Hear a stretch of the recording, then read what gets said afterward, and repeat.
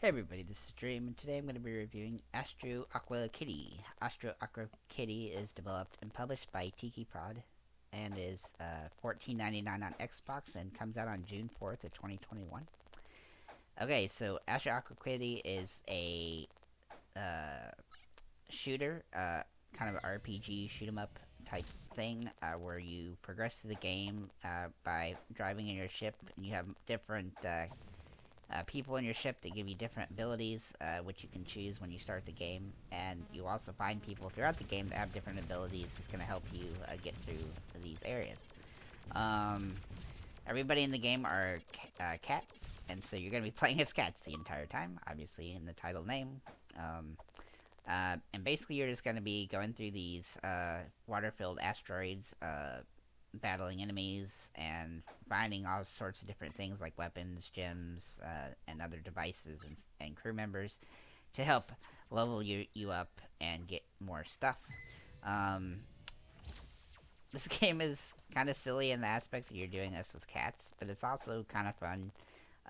It's not perfect, and it is not unlike a lot of other games in its kind of style, but it is an interesting game nonetheless. And it does have a nice array of types of characters and difficulties and things of that nature to determine kind of what you want to do with how you're going to build your character in order to progress through the levels. But pretty much all the things are going to be useful in one sense or another. So I wouldn't say I wouldn't say to try to be too rigid with your character choices. Just kind of try things out to see if you like the play styles with them, and then go from there. Overall, it is a pretty it's not super linear, but it is at the same time. As in most of the levels, you're gonna have to maneuver in all different directions in the level as they unlock different parts of the levels for doing different things. But it is at the end straightforward. You're going to go through the different parts of the level and then get to a boss type of thing in each level.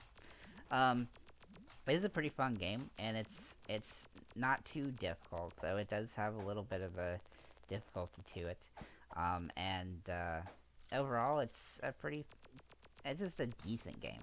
Some of the issues that I found with it were sometimes trying to aim correctly and maneuver in the way you want without getting hit was a little bit difficult in some situations because you can get really heavy fire, and so having and being able to find health to pick up from enemies that you've killed is going to be useful.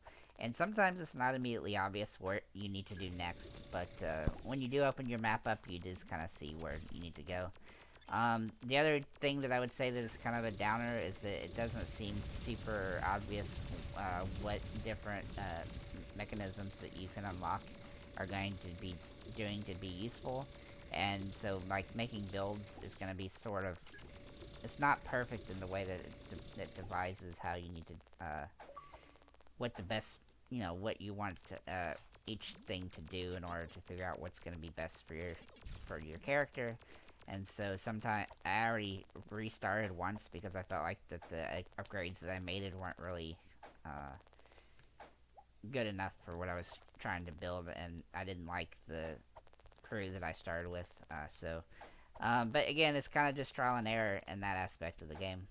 There are some information in the game. Don't get me wrong. It's just not perfect. It doesn't give you all the information that you kind of need. So it's kind of like try it and figure it out, uh, which is fine. But I'm just saying. I'm just letting you guys know. Overall, I think the game is going to be a pretty decent game to pick up and play. Um, for the price tag of $14.99, I don't think that's too terrible, though maybe at a $10 price tag it would probably sell more. But it's a decent enough game that you'll have fun while playing it, and it's not too difficult that you'll get stuck where you can't, like, progress. But it does require some work in order to figure out, like, the best options for your character builds and things of that nature. Overall, I'm gonna give the game a 7 out of 10. I like it, but I also find that it's nothing new that you haven't seen before, and I don't feel like that the RPG aspect of the game is perfectly put together or makes supremely aware of what's gonna be optimal for how you want to build your characters and things. I'm sure that people devise guides and stuff that'll help, but there could just be more information put in the game that would be useful, I think. With that said, that's pretty much all I have to say about this one. Oh, let me talk about the achievements real quick. They are also pretty straightforward. You will probably get through all the achievements if you get through the entire game. Though it is a decently long game, it's not super short, which is actually a good thing.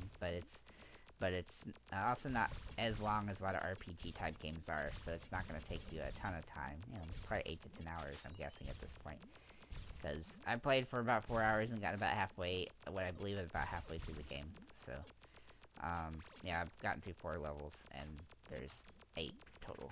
So, with that said, that's pretty much all I'm going to say about this one. And thanks for liking, commenting, subscribing, and have a nice day, everybody.